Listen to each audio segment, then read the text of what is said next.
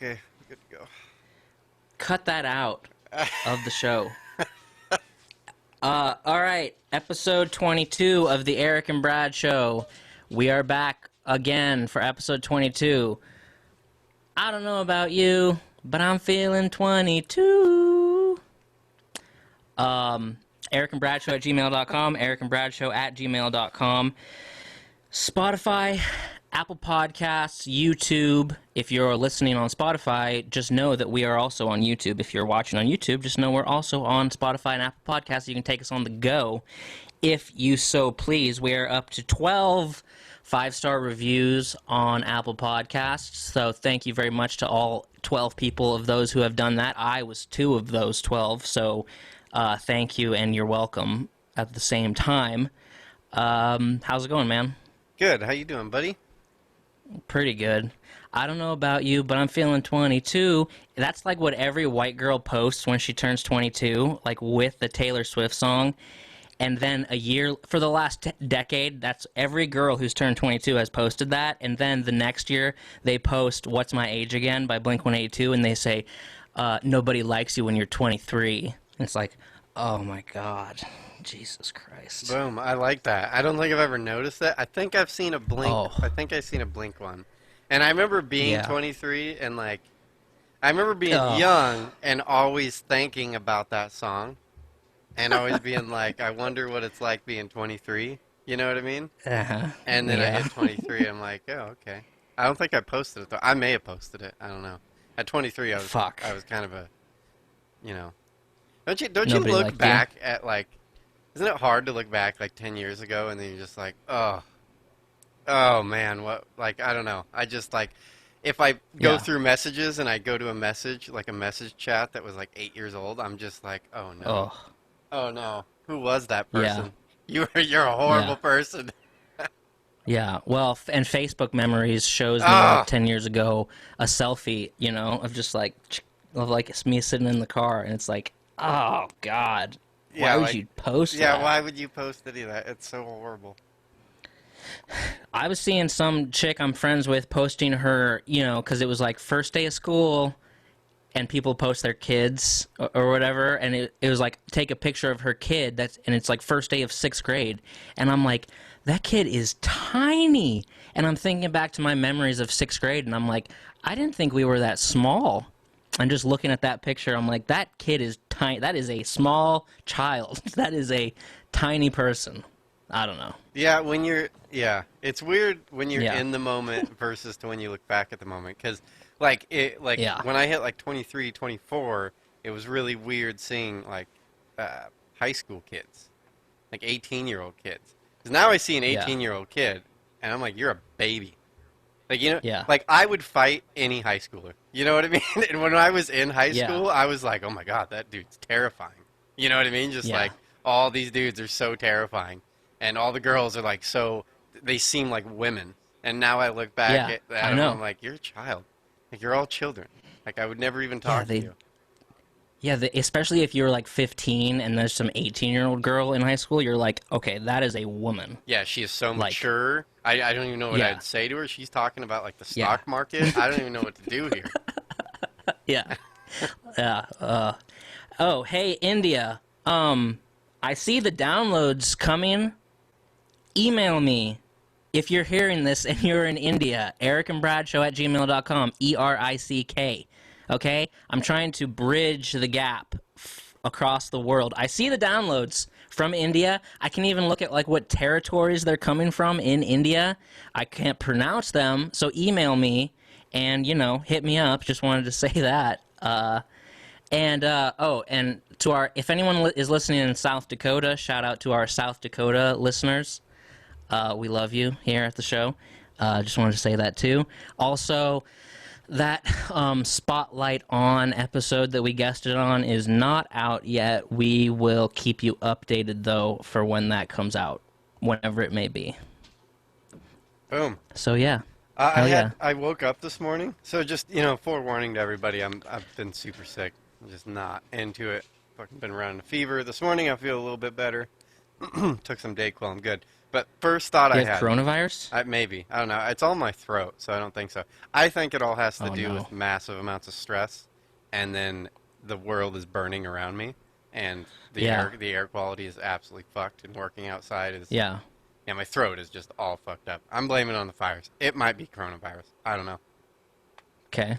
But my first thought this morning, I mean, literally opened my eyes. It was funny that this was my first thought.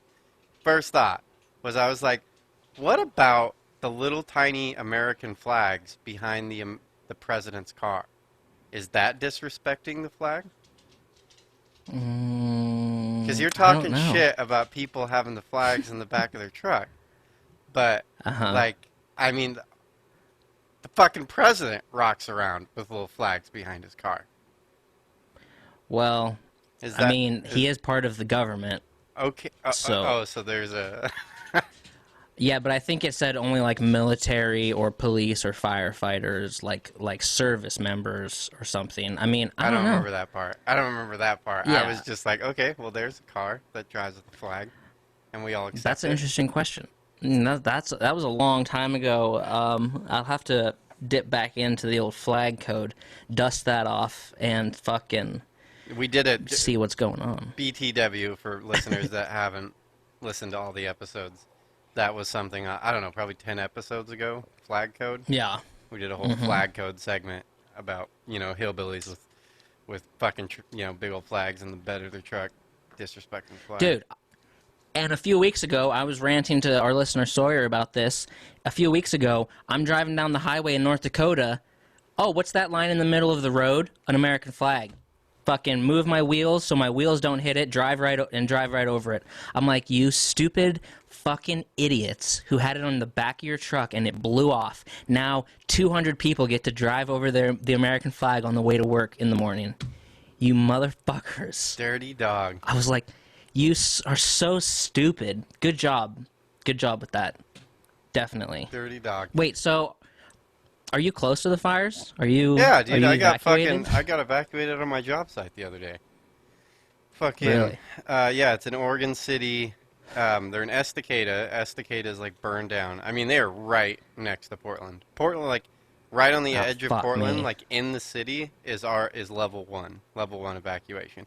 It's not gonna happen to Portland Yeah. because like, I was explaining that to my girlfriend. She's like, "Oh, do you think?" I was like, "We're in the city. Like, Right.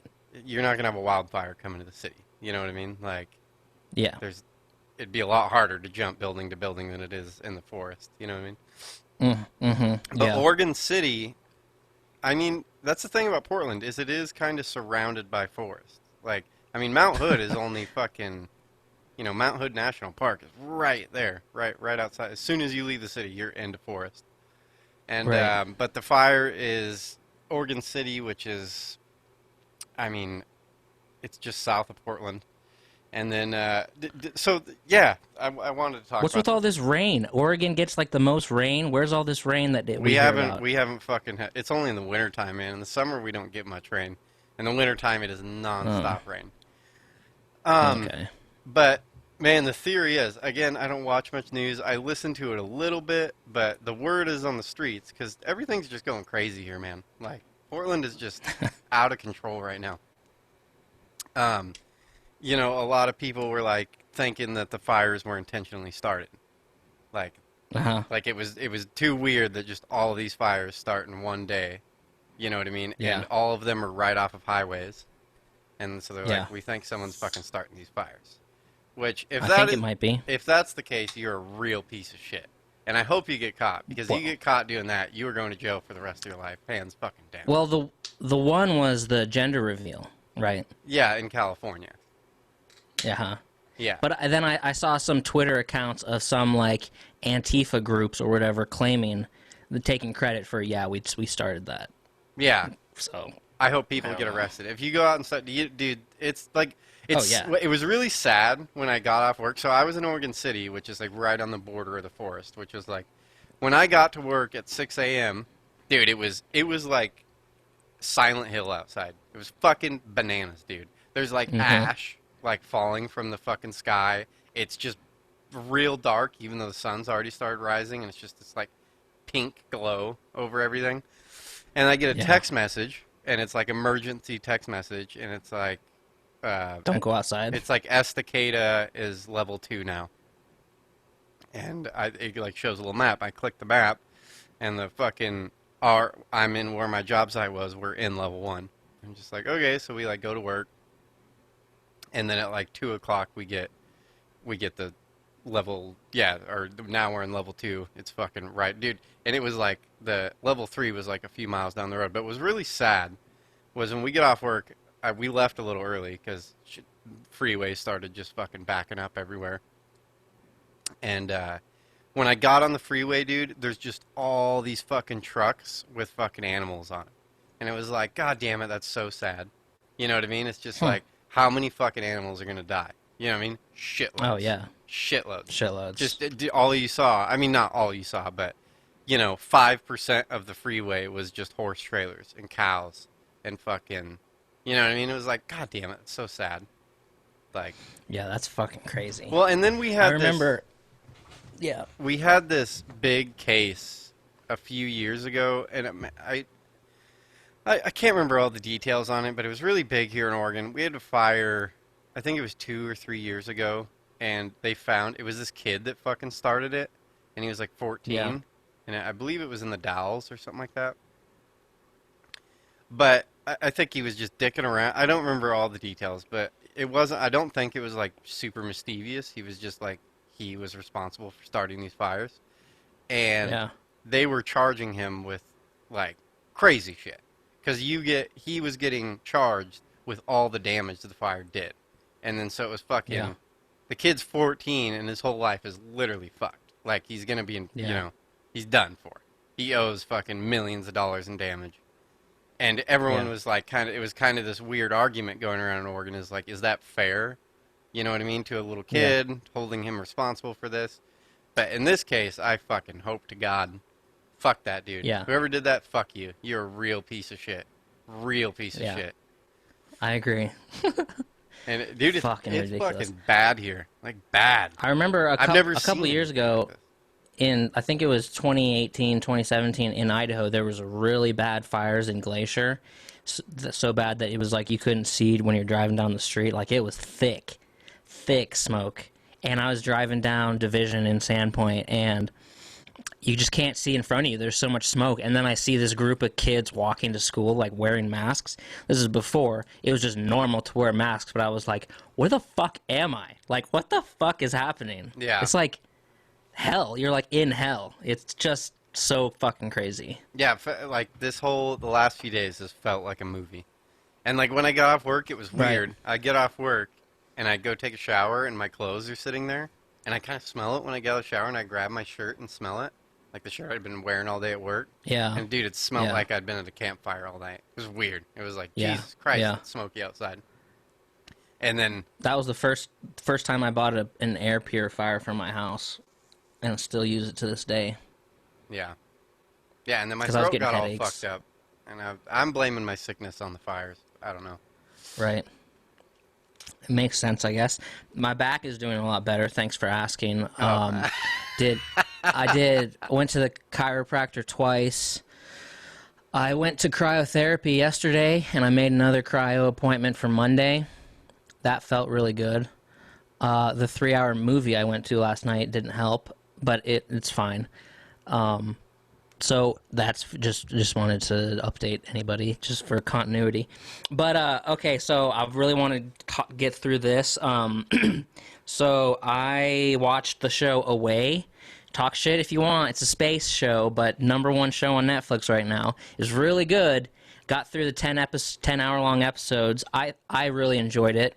Then I started watching Bloodline, which is there's 3 seasons of it. Just finished the first season. It's this show about a family down in the Florida Keys.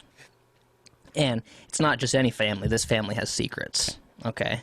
So, Linda Cardinelli, I believe you'd say it, is in it. So that was a big bonus for me because she's, like, in my opinion, like as sexy as any human being can possibly be. But really enjoying that. Which now I'm starting to think, I've done a lot of thinking in the past 36 hours, and I'm thinking my time here is done. I'm thinking that, I've done North Dakota about as good as anybody could do it, and I think I'm gonna head down south, down there to the Florida Keys, and set up shop. I thought you hated. Wasn't it last episode you were saying how much you hated?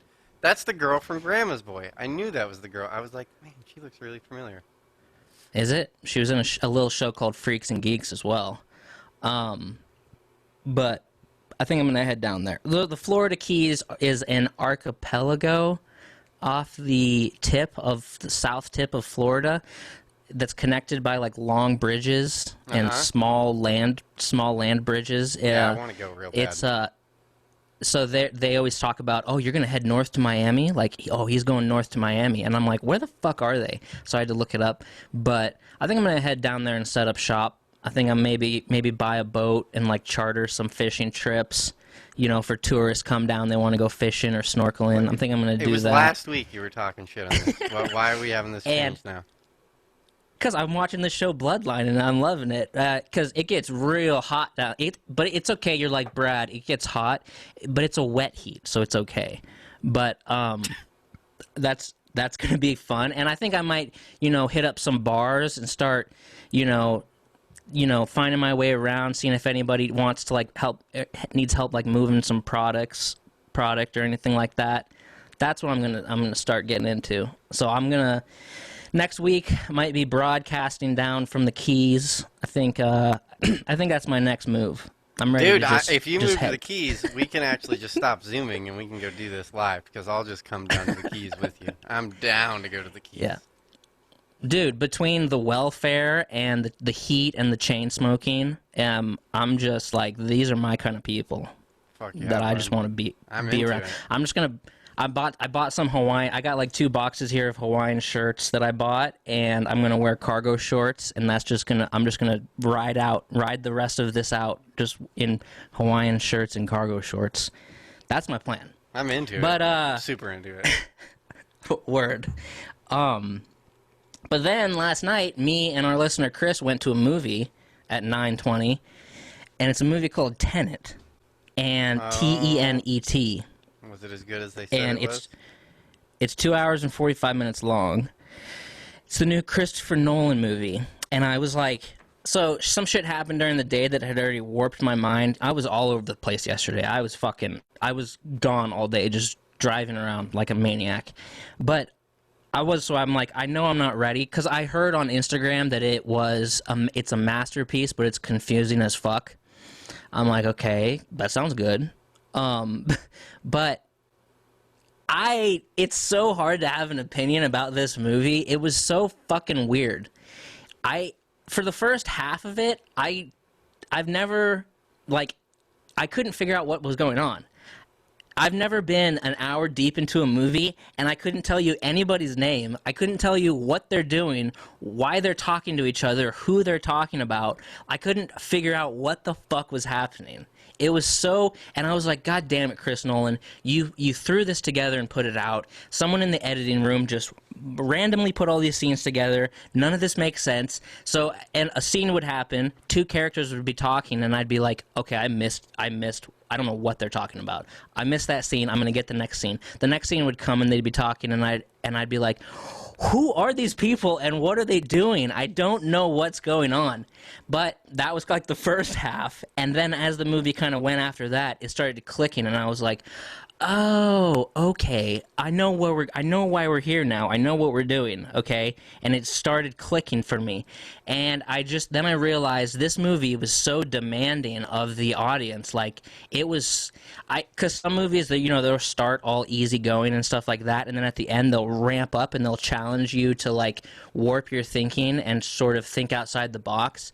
This movie sort of just started that there and then ramped up even more. So I was like, never have I seen a movie that's so mentally demanding of me to think differently. And it just, the first half just blew right by me, because a lot of times I need explanations anyway. I'm like, at the end of the movie, I'll be like, I didn't understand some of that. So I'm just like trying to keep up. But after the movie is over, I was just like, okay, that was good. It was really good. because I finally started clicking for me, and I'll have to watch it again because I've never been so challenged in a movie, I think. It was interesting. I wonder if I'd hate it because I never watched the movie in entirety, but halfway through Inception, I just turned the movie off. I was like, I'm done with this movie. I'm fucking over this movie. So anyone who turns this movie off halfway will probably say it's the worst movie of all time, because I would have. You can't do that. You had to finish it, you know? Yeah. Okay. It was fucking weird.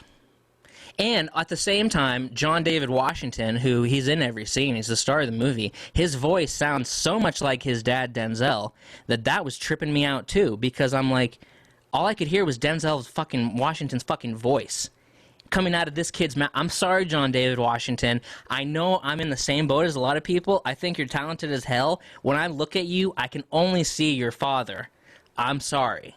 It's going to take more time for me. Oh, but whoa, I think that's Denzel Washington's son? I did not know that. And his voice is like identical to his fucking dad's, which was tripping me out at the same time. I was thinking about Denzel.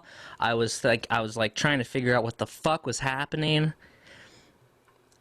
It was a weird one. When you start, and then as I left the theater and was driving home and got home, I started thinking that some weird like altered reality shit was going to start happening to me. I was like really still in the movie. I mean, it's a fucking 3-hour movie, so you know that's understandable. But I was just like, when am I going to start fucking moving backwards? Huh. And a lot of the scenes were like I've never seen anything like this before in my life. Never. So it's still hard for me to. I know I just said a lot without saying anything. It's hard for me to give it a rating until I watch it again. But I'll just say that it was delightfully challenging to watch. Huh. It scares me.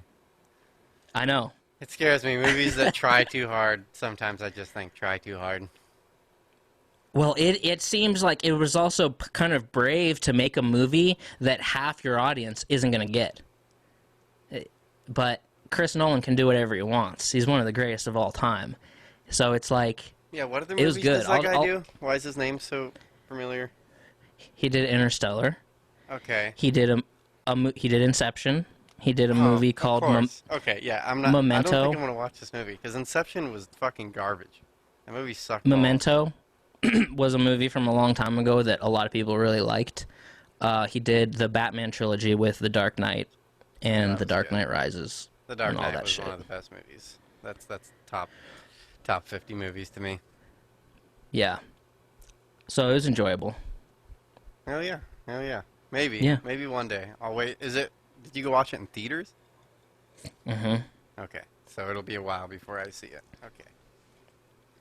I don't think theaters are open here in Portland yet. I think everything's still closed theater-wise. I don't think they're doing theaters. Yeah, it's open here.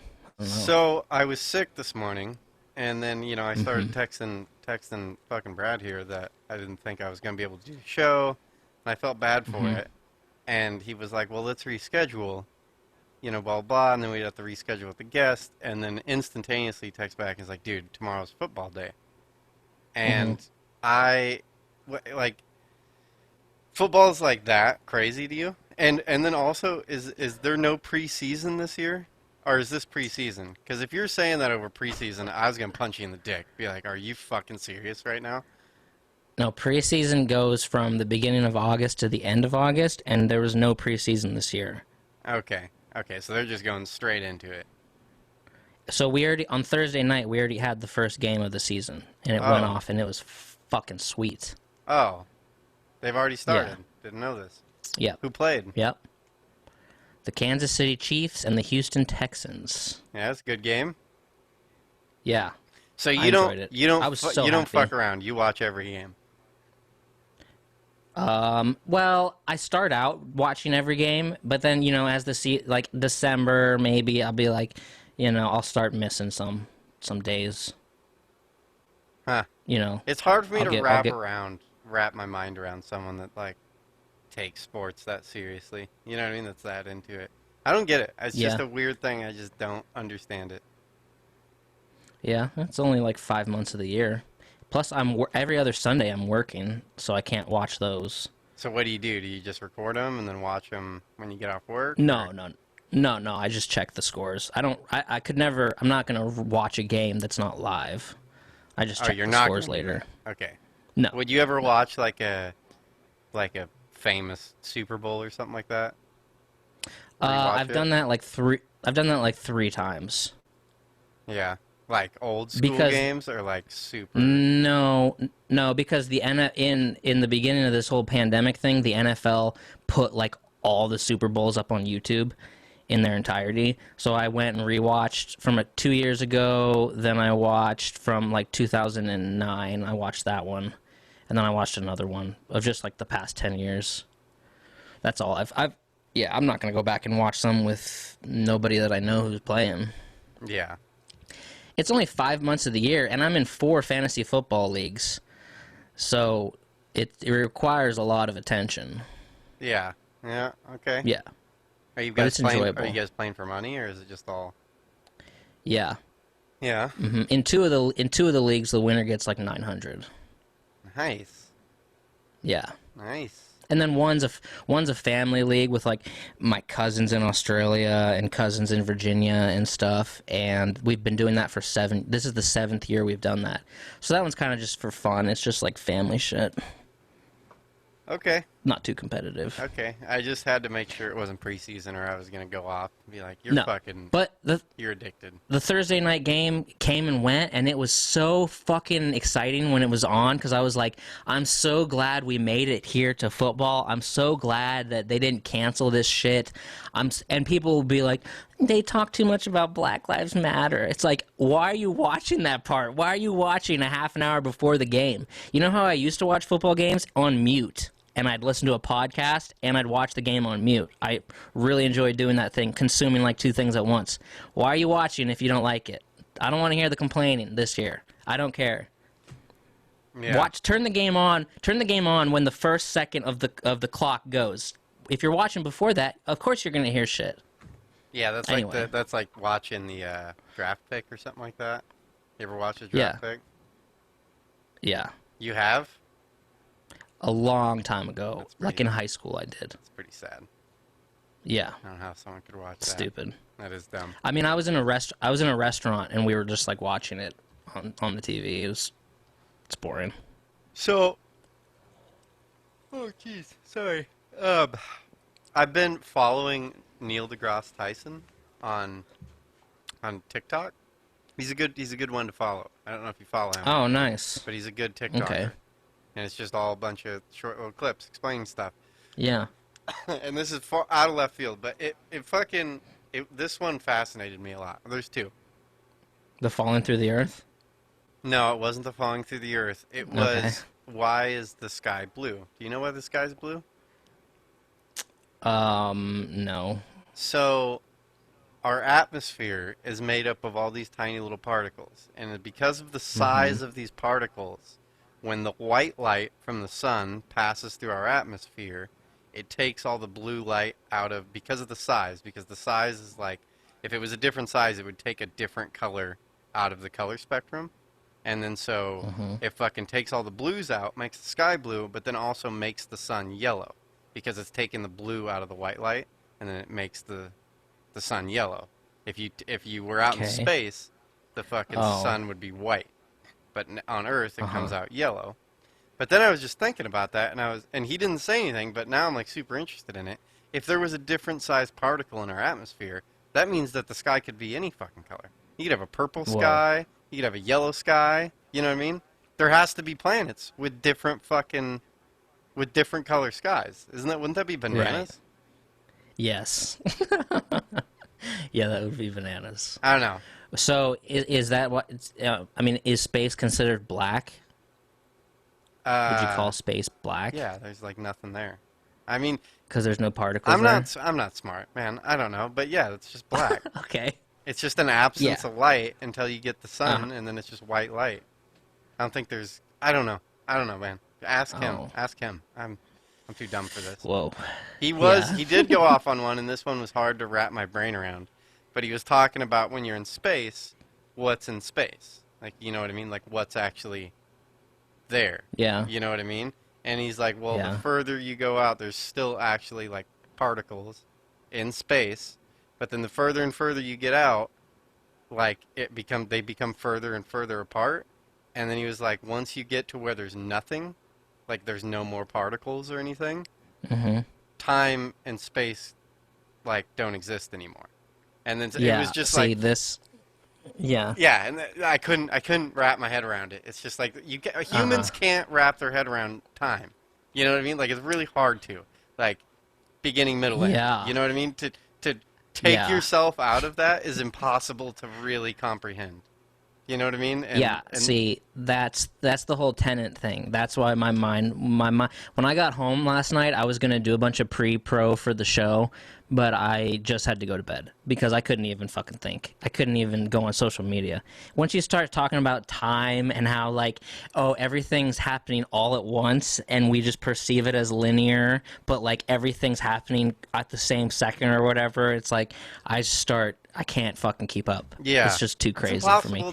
And if you want to sound really smart and confuse people, whenever you say space, always say time, and whenever you say time, always say space.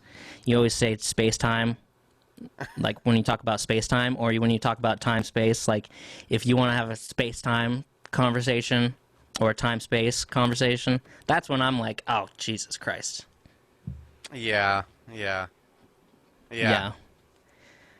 I do I like don't the one understand thing, my favorite explanation for it, and like the one I can kind of wrap my head around is because the whole story is when Einstein came up with the theory of relativity, he was looking at a train, and he was just like staring at this fucking train, and he realized that if you were on a train moving by and you wave at someone, the person standing still perceives the person waving slower than the person on the train would be waving. So if you did it in an extreme, if you're driving in the car, you're actually like moving slower, like inside the car than I am outside the car.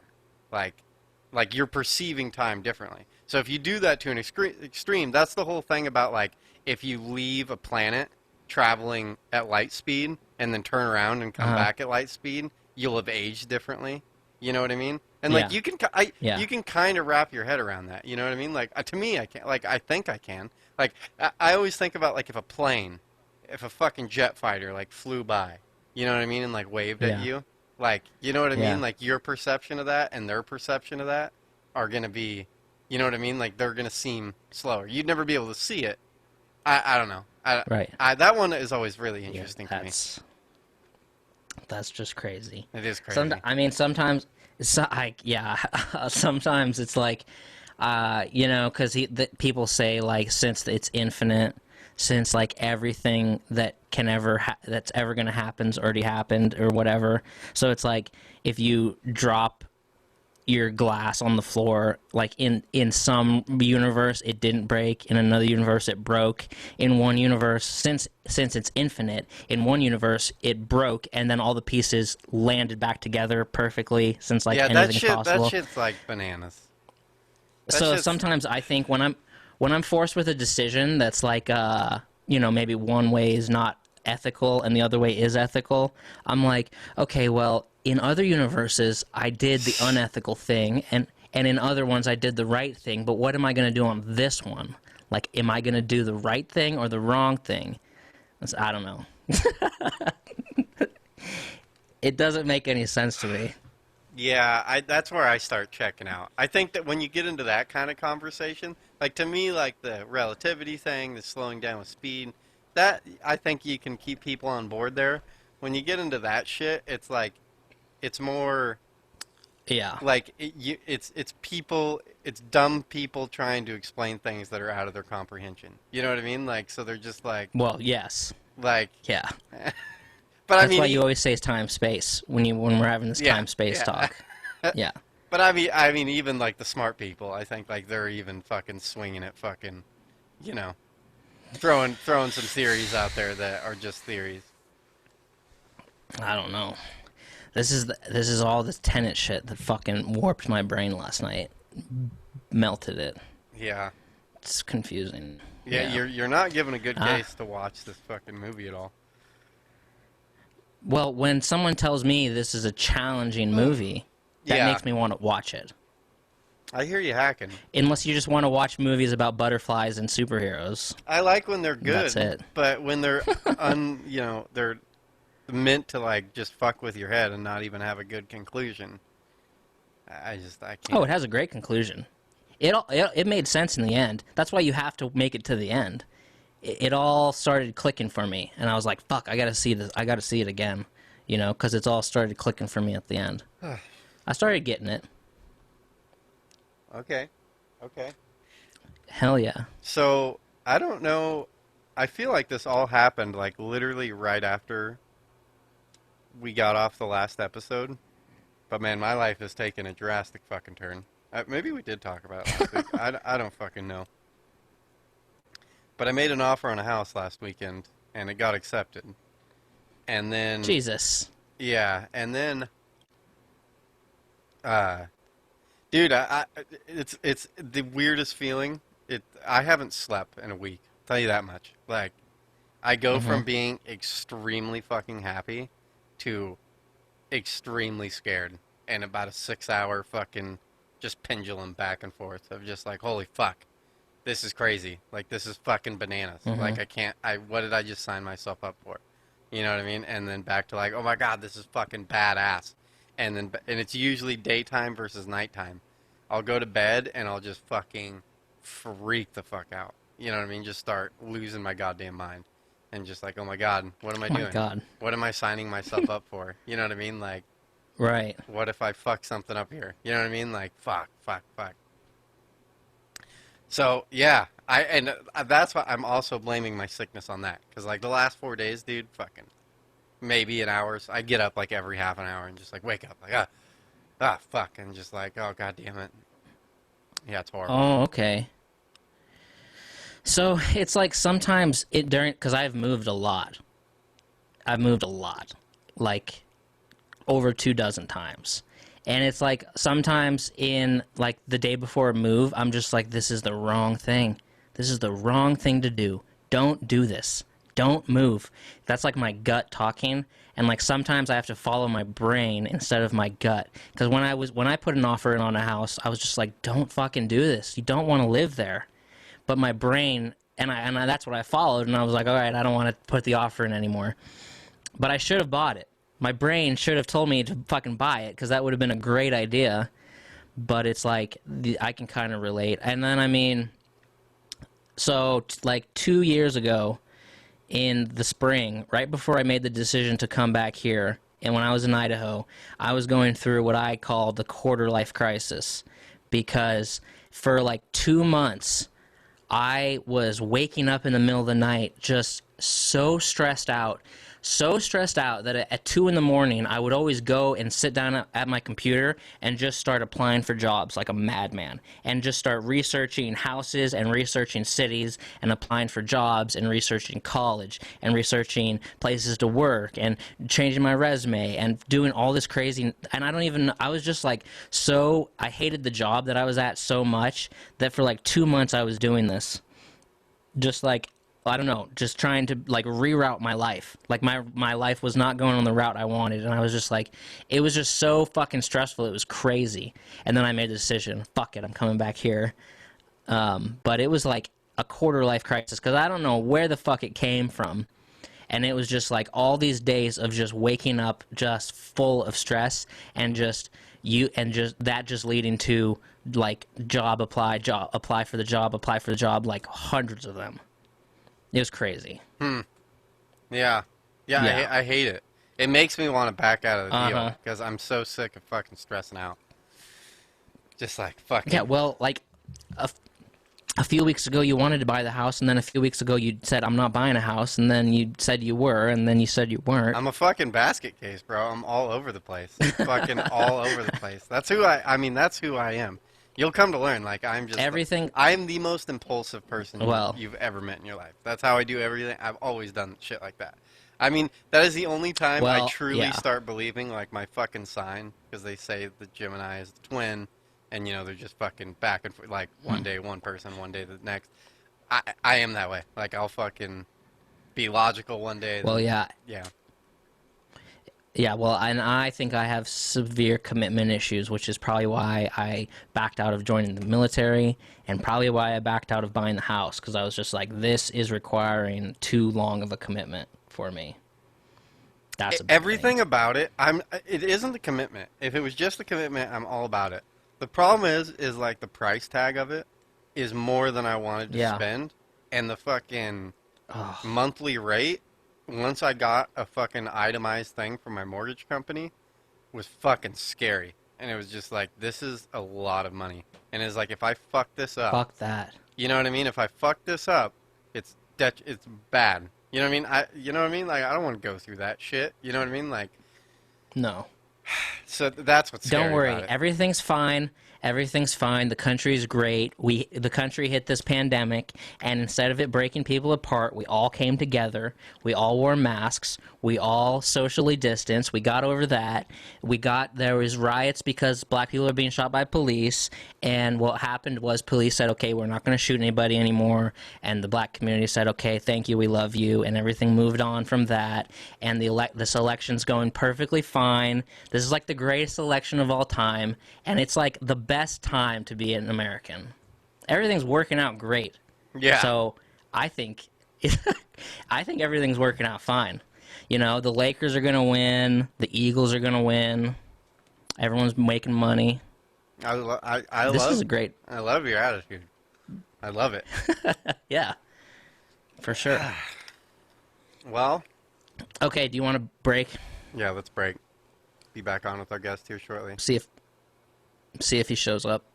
I'm sure he will. Rock and roll. Okay, buddy. See you in a second. Okay. And we're recording. All right, we are back with our guest for the week. He is an author and a pornography addiction expert, Joshua Shea. Did I pronounce that right? Congratulations. Yes. I'm How's it doing going? quite well. How are you? Pretty good. Are you in Maine? I am in Maine. I am in. It's actually a nice day still today. We're kind of waiting for that death of autumn to appear very soon. And even though I'm 44 years old, I've been out of high school for 25, 26 years. It's still this time of year when the air starts to change a little and become a little more autumn that I still feel it in my gut, like, oh my God, school's about to start. And despite the fact I haven't been there for more than half my life, I still get that internal feeling of, oh, I got to go back to school. And thankfully, it's also, oh wait, no, I don't. And my kids are going off, but and it's nice to drop them off and drive away from the place. But this time in Maine, there's this big shift in how the wind goes and how everything feels. And I just so equate that to going back to school, and that's not a fun feeling.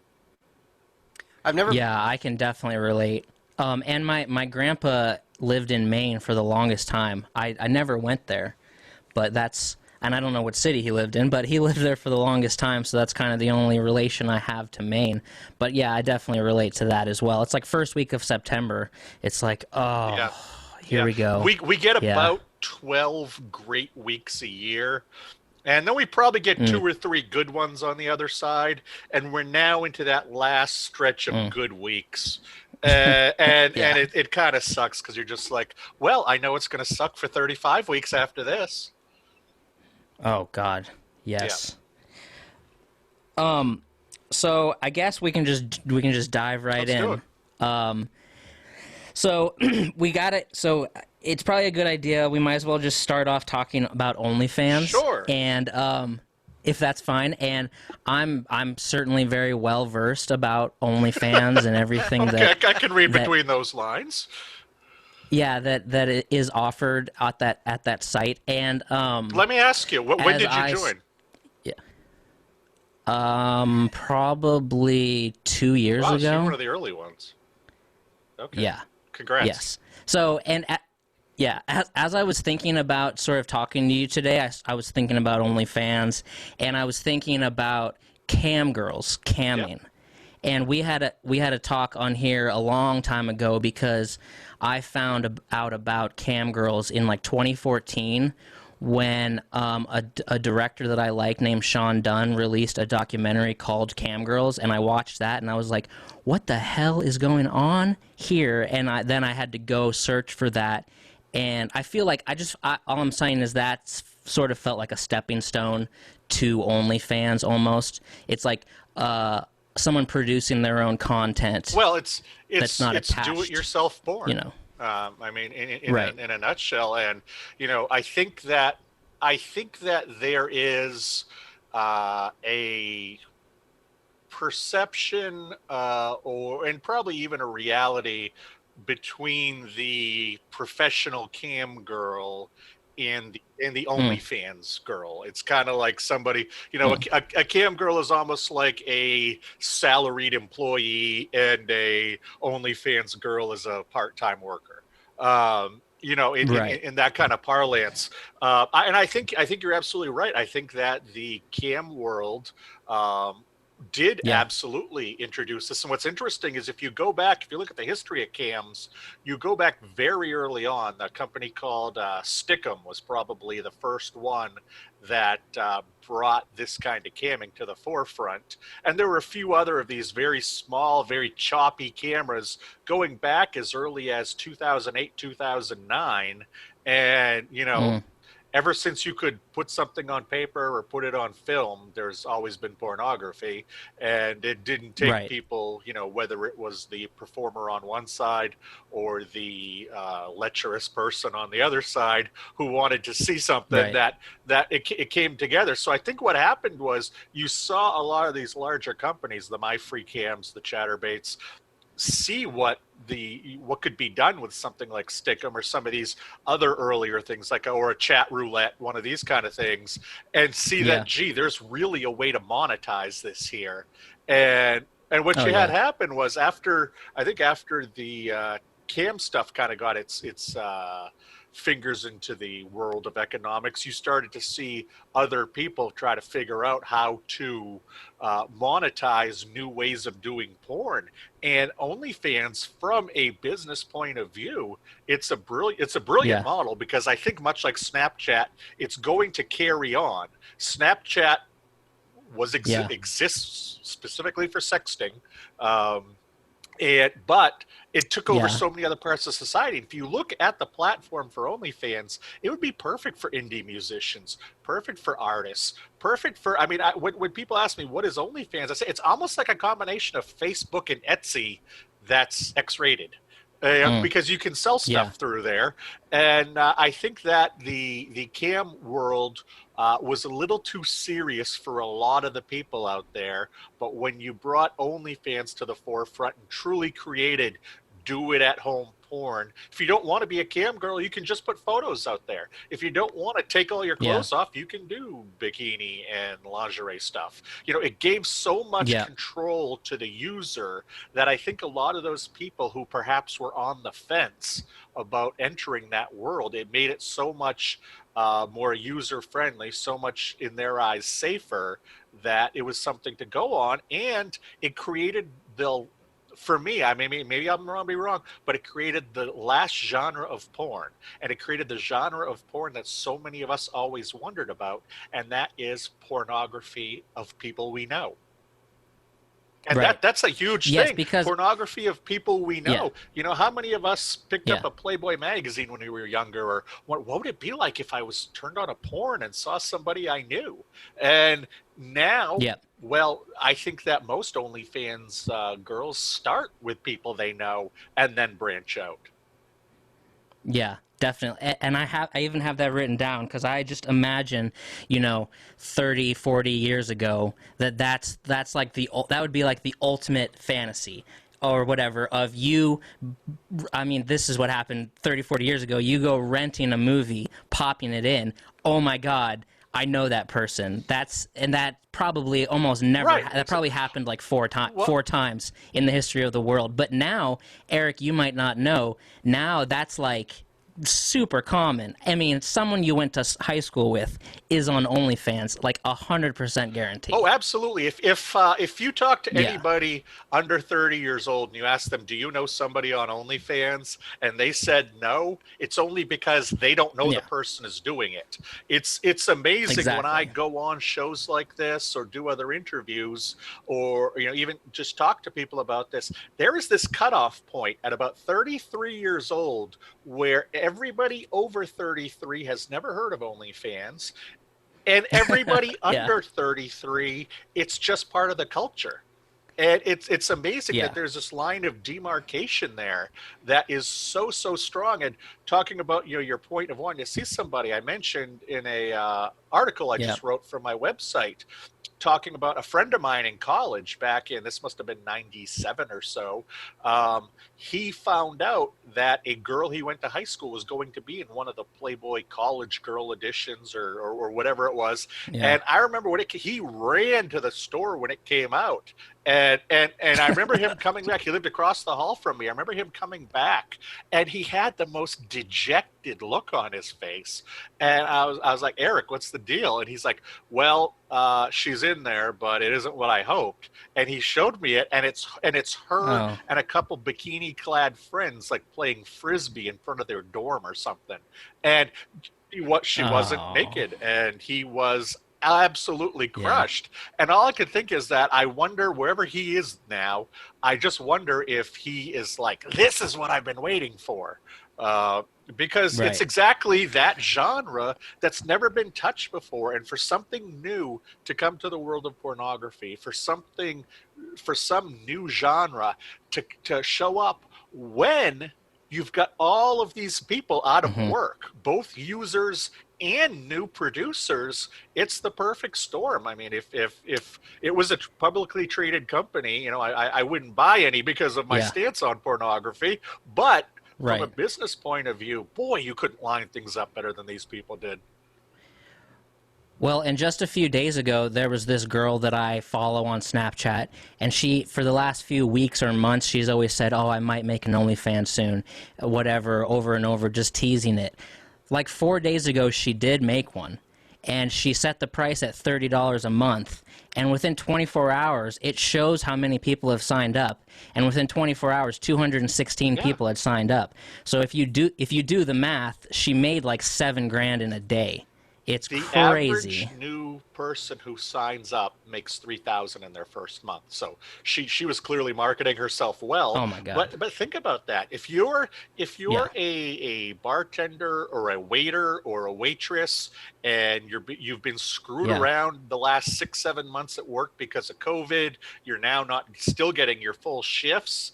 Why are you going to bust your butt 8-9 hours to make a lower minimum wage than the regular one, hope that your tips are good enough, and they're still probably not. Most of these people don't qualify for full unemployment benefits. So what are your options? Well, if you're a good-looking 22-year-old, it kind of makes sense that you would go in this direction, especially since the trauma, or not trauma, but the stigma behind pornography and behind nudity doesn't exist for this generation that's under 30 who was raised on the internet.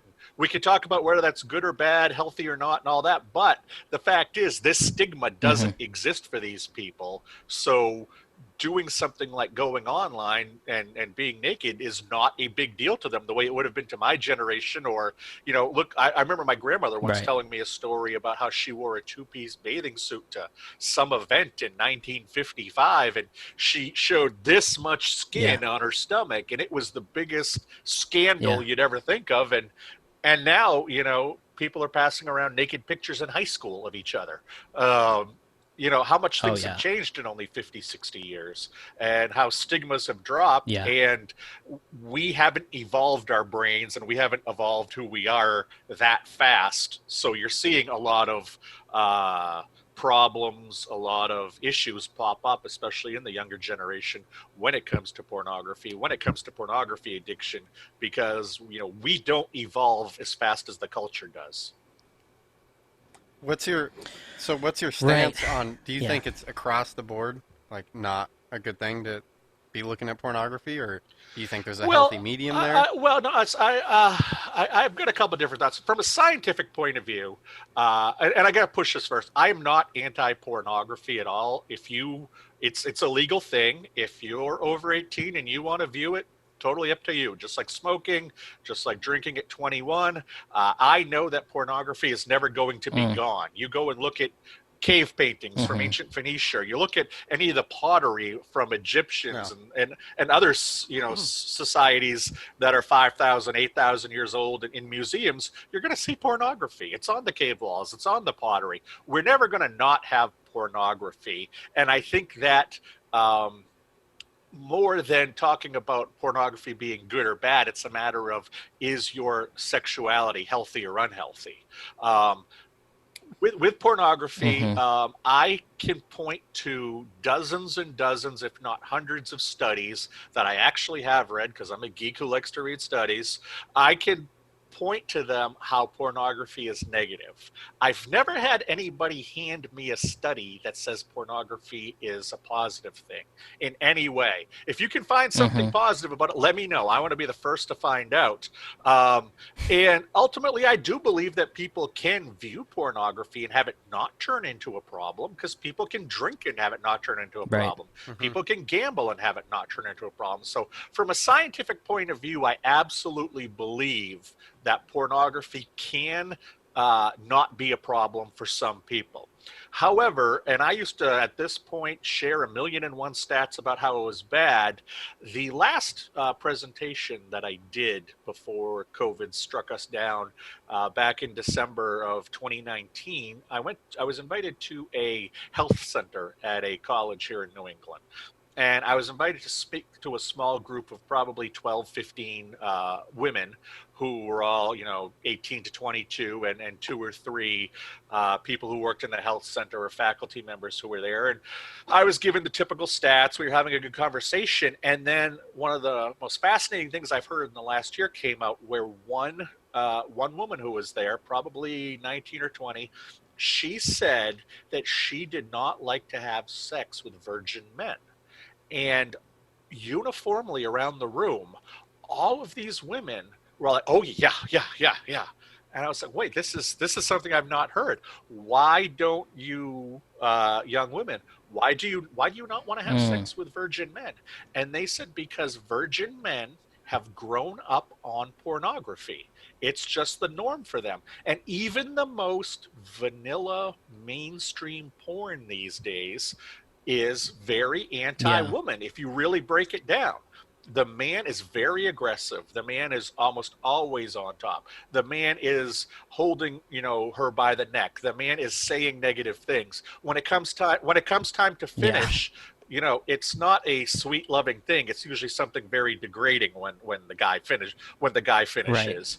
And that, even despite the fact that most young people are not porn addicts, this is what they're growing up as the norm. This isn't extreme pornography. This is mainstream pornography. And this is the message that they're getting. The boys, the young men are getting messages that this is how sex is. And it's just reinforced and reinforced because it's part of the norm. It's part of average pornography. So when they get with a young woman for the first time, they take their cues from what they've watched.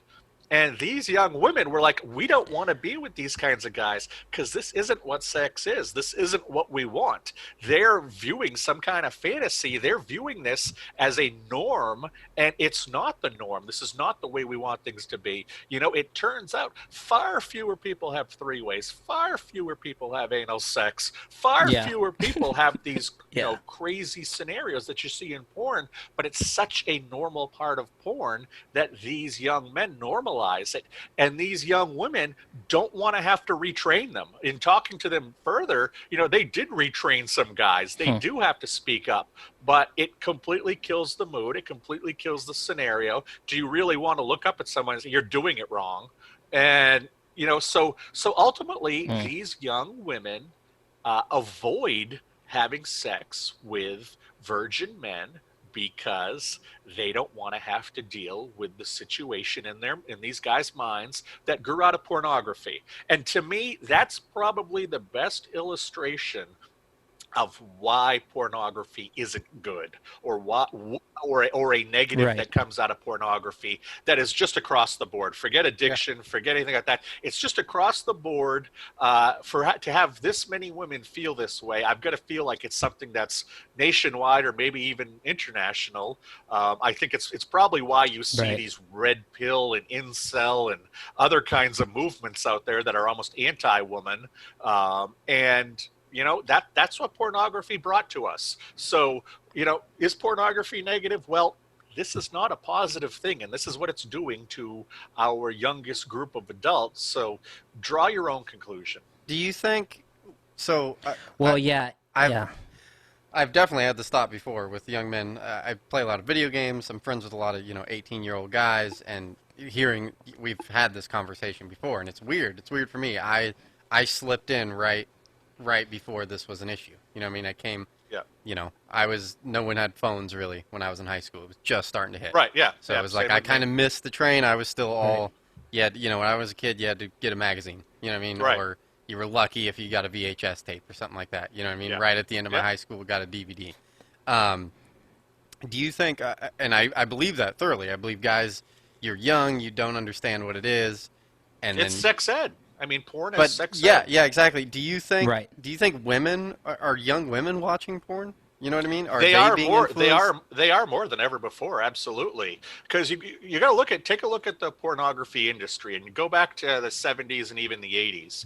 You didn't have all this make it yourself at home amateur stuff. It was done by, professional studios. And especially before VHS, there was a limited, number of places that you could have a movie put. It had to be an adult theater or a drive-in theater, or you found it on a reel-to-reel movie if you had one of those, if you were, a major porn aficionado.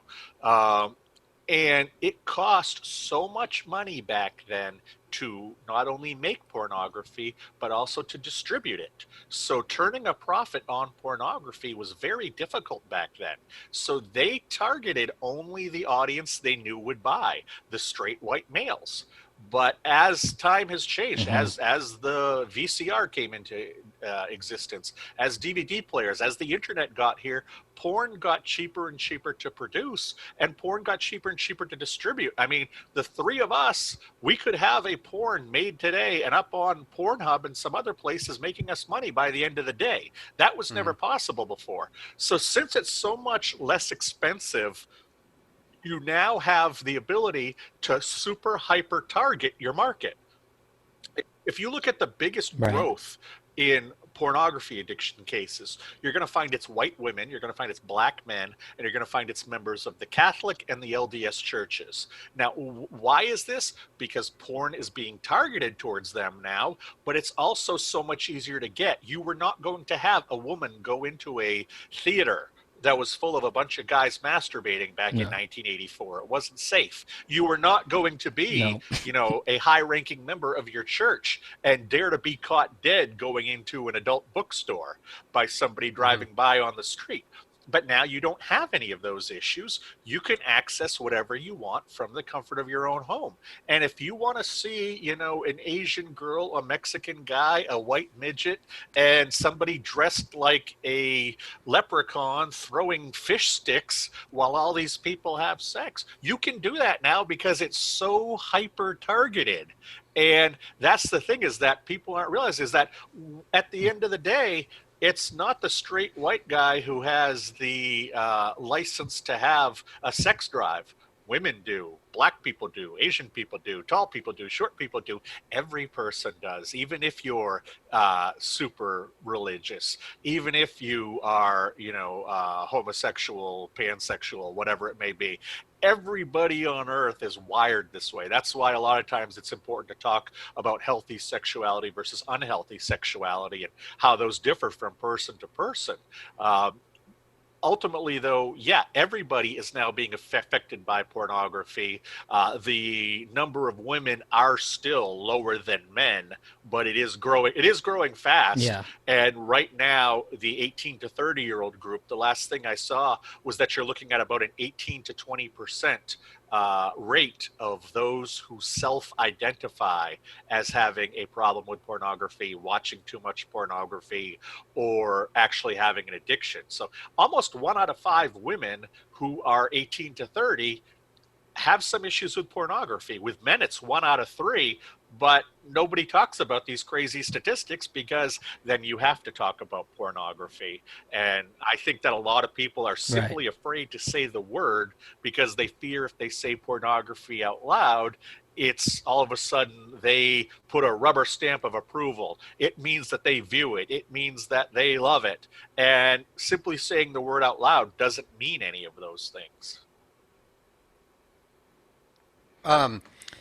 The other, I've always in my mind, especially talking with young guys on video games, it's, that side is, I feel bad that they're growing up in this environment that it seems super unhealthy.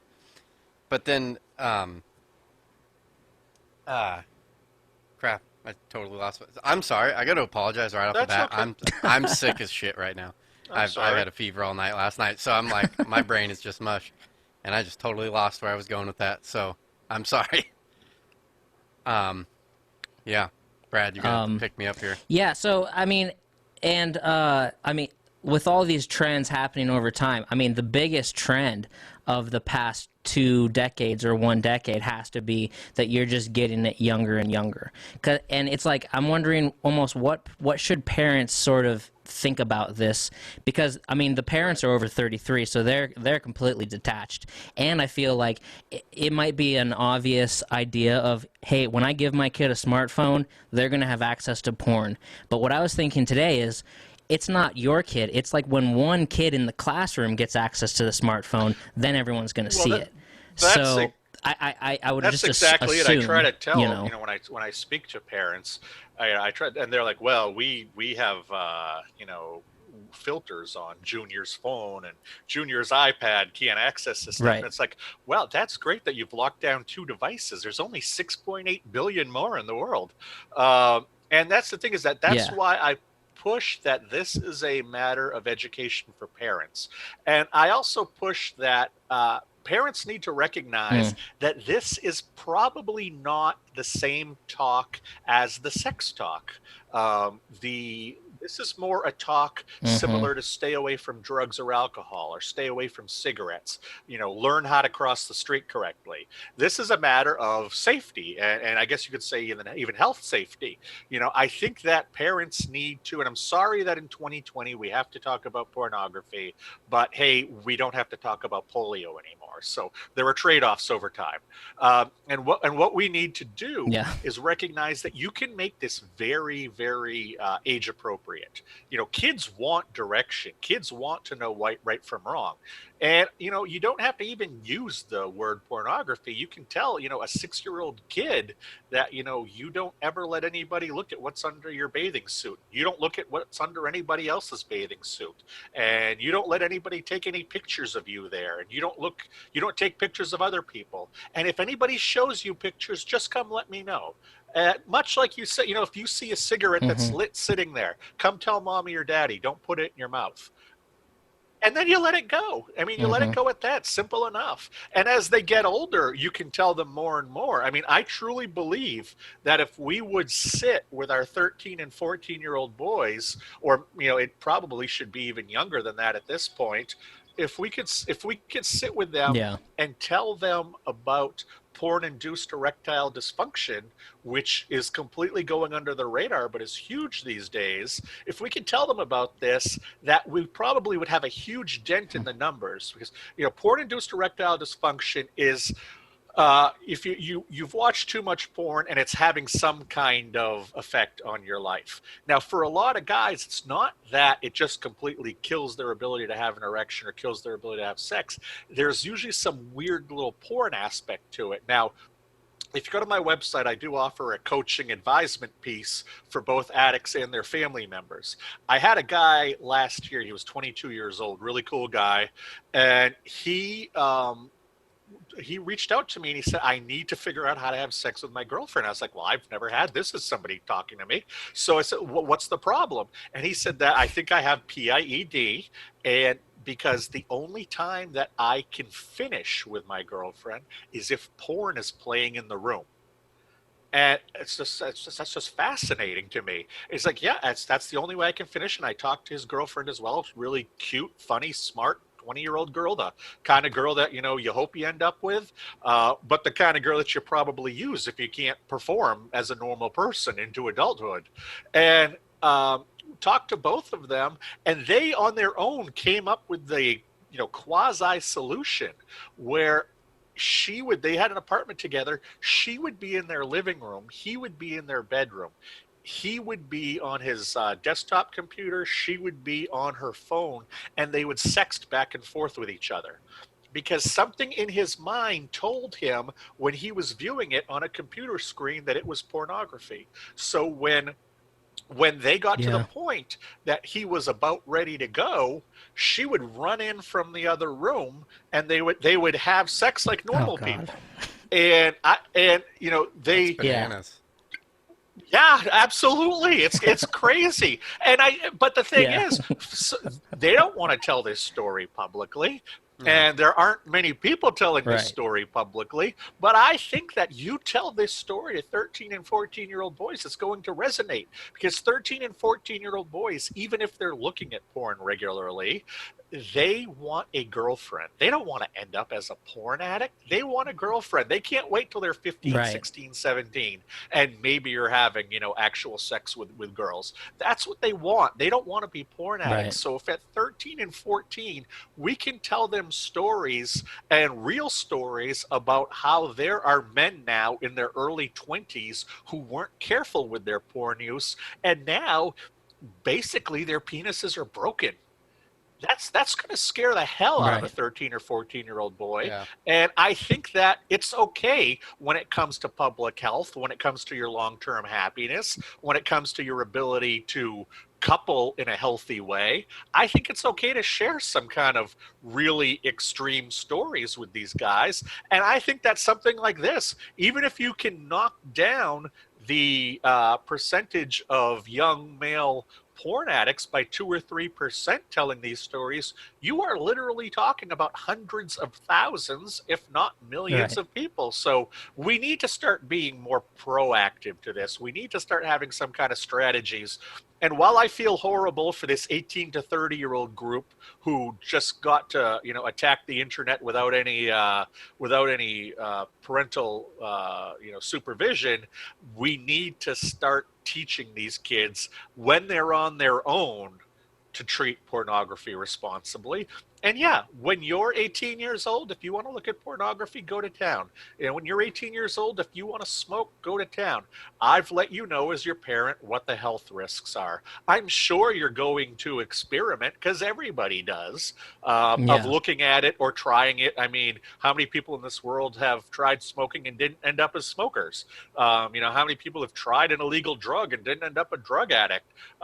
There are plenty of people who try pornography and don't end up addicts. We know there's going to be a level of experimentation, but none of us have ever, under probably 50 years old, have ever tried a cigarette and not know how dangerous it is, not know what can happen through it. So if we just have this educational component, I think a lot of these issues will take care of themselves. You look at like teen smoking rates, they're lower than they've ever been because we've been pounding it through PSAs for the last 40, 50 years. The percentage of our grandparents who smoked versus our parents who smoked versus, my age who smokes versus, my kids who are in their late teens, they smoke, it keeps dropping. And it's one of those things where I believe that, if we can do this with pornography, if we can do this with, some of the other ills of the world, education does lead to the solution to most of our problems. What I was getting at before, sorry I got lost on it, but what I was going to say, the other thing other than kids doing it is I find it a big issue with like people my age, like mid 20s to late 30s, who are still like in the dating scene, and then as a man, you just lose your drive. You know what I mean? If you just, you know what I mean? Like you have like I feel like you have this like testosterone built up. You're gonna go out. You're gonna like find a girl, go hang out with her, go on a date and stuff like that. Well, then I feel like there's a group of men who are just like, well, I can just sit at home, masturbate. You know what I mean? And then just like Right. not even do anything, and then Right. you just have like Well, an uptick of and then dudes well, just playing video games. Well, and the question then becomes: are they just recreational porn users who are really lazy, or Yeah. are they actual addicts? And that's one of the things. I do a lot of work with partners of porn addicts because porn addicts are not fast to say, "Hey, I need help," but partners are very fast to say, "How do I help this guy?" And Mm-hmm. a lot of partners will come to me and be like, I've asked him not to look at porn 2 or 3 times, and in the last 5 years, I've caught him looking twice. What do I do about his addiction? And it's like, well, number one, he's not addicted. The guy just Yeah. likes to look at porn recreationally. That's not an addiction.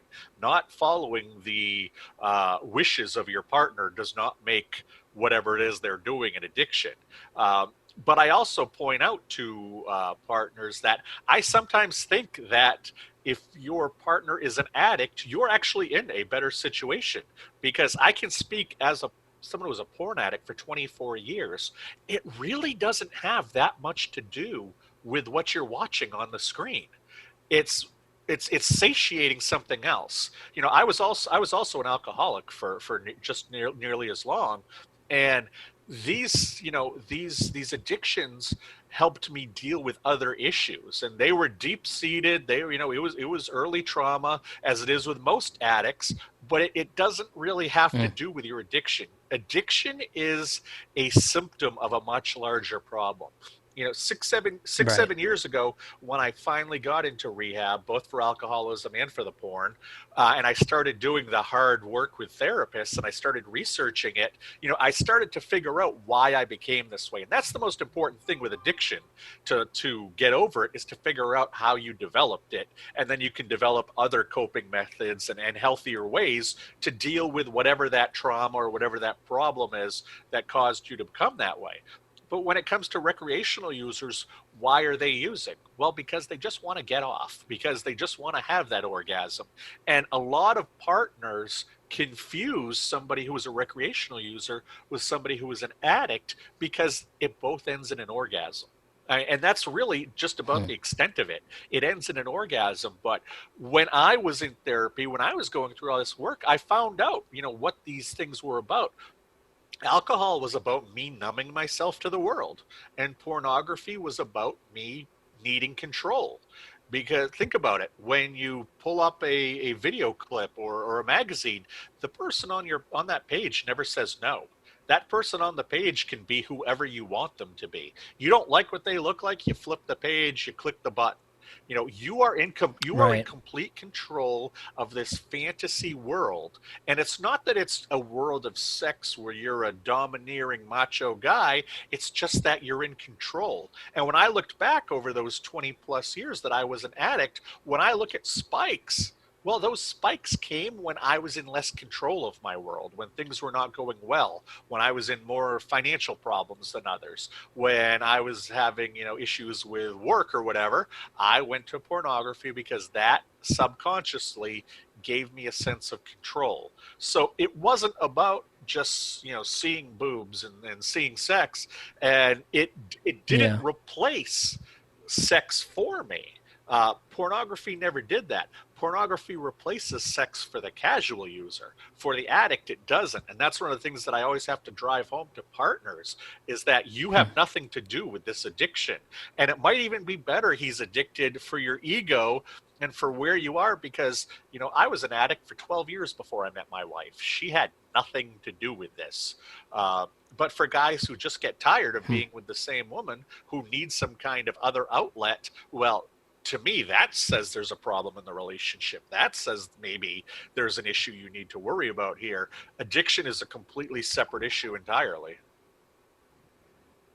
And so just I have to backtrack a little, but it'll lead into a new question. But I mean, I guess for the for an OnlyFans or for something like that, the person creating the account and uploading the pictures, is there an addiction there as well? Is that just and an attention that's one of thing? the things that I have been getting a lot of traction with lately, and landing a lot of interviews and getting people reaching out to me, is because I have introduced the idea. I'm probably not the only one, but of we understand pornography addiction from the user side of things. We understand why somebody Right. like me gets addicted to pornography.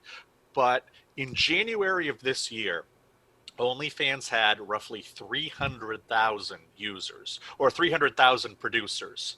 And that's up from 70,000. Well, Wow. there were 70,000 users in July 2019. By January, there was 300,000 producers. By May, there Wow. by May there was 700,000 producers, and if you take the numbers that the CEO suggests, that they have 7 to 8,000 people joining as producers every day, right now there is somewhere between 1 million and 1.2 million people producing pornography on OnlyFans. If these numbers Wow. keep up, this means that worldwide more than 1 million people, mostly young women, but there were men, there were older people, but over 1 million people decided to become pornography producers. Now, in the last book I wrote was looking at pornography during the first couple months of the pandemic, because things really did Hmm. change, and OnlyFans is underrepresented in the book because we didn't have the numbers about it yet. But I talked to a lot of cam girls. I talked to some cam guys. I talked to a couple people who had started OnlyFans. And while the money is good, what I heard again and again was, this makes me feel pretty. This makes me feel like I'm part of a community. This makes me feel like I have friends. This makes me feel wanted. People in real life just walk Right. by me, but on here, they want to see me. They make me feel, pretty. They make me feel wanted. And I talked to several therapists for the book as well, and they said that's what they hear from their clients who do this kind of stuff. So obviously the money is an incentive, and I'm sure, much like the stripper who's putting her way through med school, there are those who are out there doing it strictly for the money. But I think that there are a lot of these people who are getting other benefits, ego boosts, feeling better about themselves, the self-image and this Right. stuff. It makes them feel better. I think that, similar to seeing that naked person on the screen for a user and getting a dopamine hit, if I tell that porn producer, my God, you're the most beautiful woman on earth, I'm more than willing to give you my hard-earned money to see you do something because you're so gorgeous, I think that's a Yeah. dopamine hit too. And the fact that, we now are going to Yeah. have 1 million new people creating pornography in 2020, that's going to blow so many anti-pornography arguments that don't even work anyway out of the water, because we've never, how many true porn stars are there at any time in existence? A couple thousand, maybe. And now we're talking Yeah. about over 1 million people producing it. And I've got to think that there are going to be issues that we can't even fathom right now. And I'm not saying the 20 years from now, your Right. naked pictures show up somewhere and embarrasses you. Because frankly, if these numbers keep up, there are going to be millions and millions of people with naked pictures out there in 30 years. I don't think it's going to be as big a deal as people worry, because it's going to be this same society of younger people now that don't have the stigma, who, in making hiring decisions 15, 20 years from now, probably still won't have that stigma. So I don't know that having pictures out there is going to be a Hmm. huge deal. But the question is, how many of these people need to keep hearing this stuff? How many 40-year-old women, 45, Mm. 50-year-old women or men are still going to be producing pornography because they need to hear how good they look? How many are going to be producing pornography because they spent the best years of their, late teens, early 20s making porn online and didn't go get a real job and didn't develop any actual skills?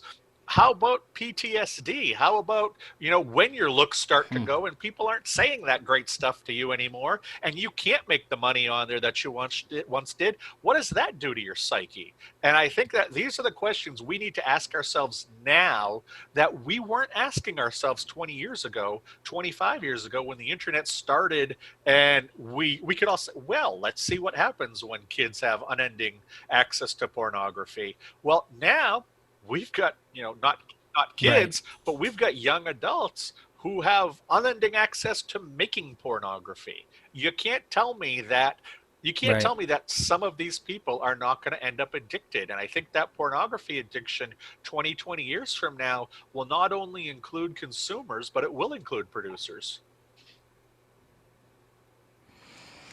Jeez. Eric, you got anything else? No, I do not. Okay. Do you want?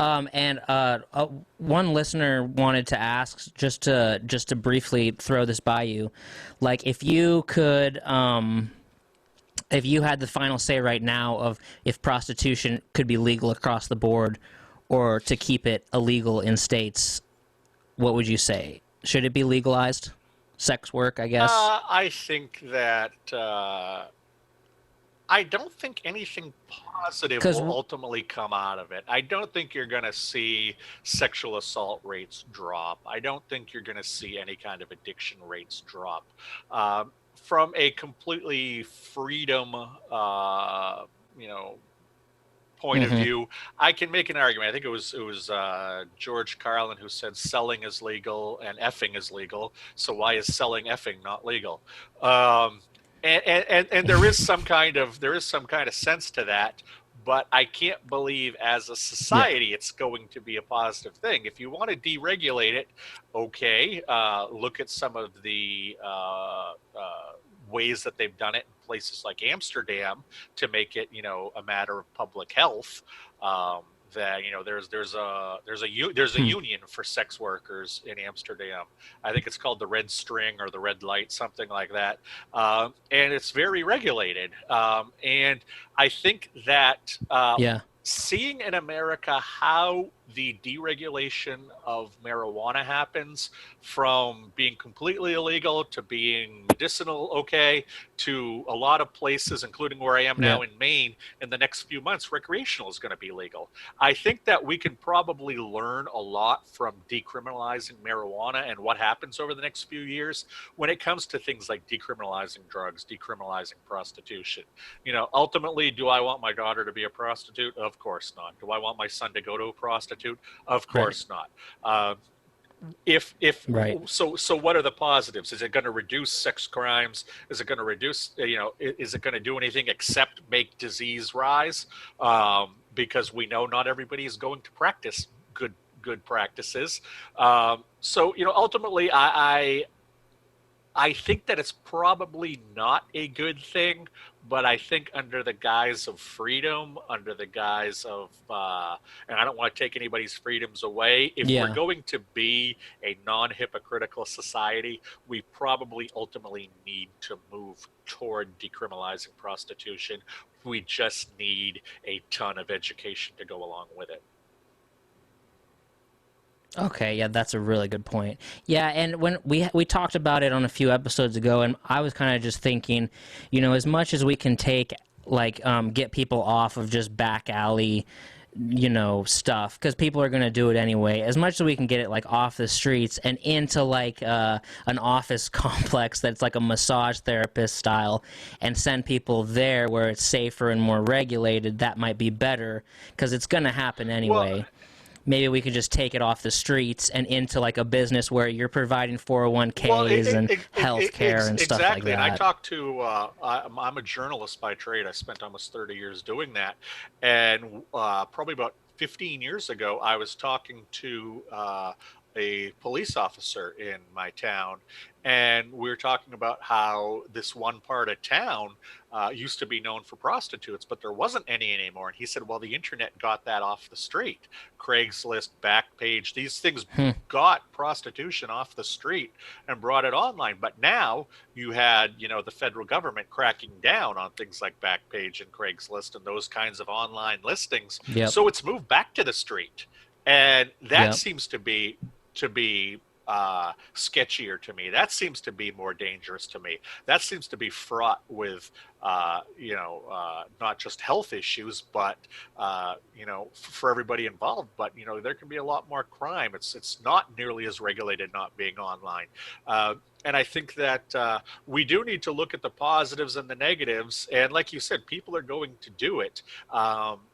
So if that doesn't give it a green light necessarily, but this is not a violent crime. This is not a crime where you have a victim that is unintended. This, of course, with trafficking and whatnot, that stuff can happen. And I worry that stuff may increase. But again, as a free society, we probably need to move towards a way to regulate this as safe as possible. Because if it's part of the culture anyway, why don't we at least try to clean it up? And you can say, no, it's too evil, but we've done that. We tried to outlaw alcohol, didn't work. So now we have 1,000 regulations around it. We tried to outlaw marijuana, didn't work. So we're now working through the regulations and how we're going to be able to get it. I mean, I don't know about where you guys live, but where I live, there's now a dispensary on every friggin' corner. I have no idea how these companies are surviving, because there just aren't enough people around here to support them all. And once it becomes recreational, it's going to explode even more. But the thing is, the market is going to take care of that. There are X amount of users, there are X amount of people who will go get it, and there are X amount of people who will always stay away from it. And that's probably the same with prostitution. I won't be somebody using it. I hope the people I love and know closely won't be using it, but that doesn't mean it necessarily should be completely outlawed, especially if we can have some kind of educational element behind it. And if we can actually prove through data after, say, a 5-year experimental process, did this do anything positive for society? Oh, yeah. I completely agree with you. Well, thank you so much. Is there anywhere that we can mention that people can go, or actions that can be taken, is there anywhere you want to send people? Yeah, easiest place to go if you want to I've written a bunch of books about this. I have a lot of resources on my website. I write articles every week. Just check out my website, recoveringpornaddict.com. If you think you have an issue, if you don't want to go to therapy but want to talk to somebody who's been there, I have that. I have like I mentioned earlier, a service on there. Lots of different places you can go if you think you have an issue, or if you think a loved one does, or if you just want to know more about it. You can check out my website. You'll find something there that I'm sure is of use to you. So it is recoveringpornaddict.com. Awesome. Well, thank you so much. I really appreciate you coming on. It was great. Yeah, thank you. Thanks for having me, because there's still a lot of people out there who get scared to mention the P word, but we need to start mentioning it if we want to take it under control. So thank you guys very much for being willing to have this discussion with me. Awesome. Thank you very much, man. Absolutely. Thanks, Josh. Thank you very much. Have a good one. And we are... All right. That was sweet. That was cool. It was sweet. I knew it was going to go long, so hopefully that was okay. That was a lot to think about. That's craziness. There's a lot of shit happening. It's always hard to think about what's happening what will the effect of what's happening today have, in the decades to come. That's a tough one to think of. But episode 22, the Erick and Brad Show, or erickandbradshow@gmail.com. I hope you're feeling better next week. Yep. It might just be us next week with no guest, but that's always fun to do. So let us know what you thought of the guest. Personally, I enjoyed it very much. But yeah. I'm just bummed. I was feeling so shitty. I was really looking forward to this We could have guest. him back. Yeah, we probably should. Yeah. I'm like not. Yeah, I'm in La La Land right now. But thank you guys for sitting through it. Sorry if. Yeah, sorry. It's all good, yo. Leave us a 5-star rating. Email me. I'll email you back. Thank you, everybody. We'll be back next week for episode 23. Nobody likes me when I'm 23. Boom.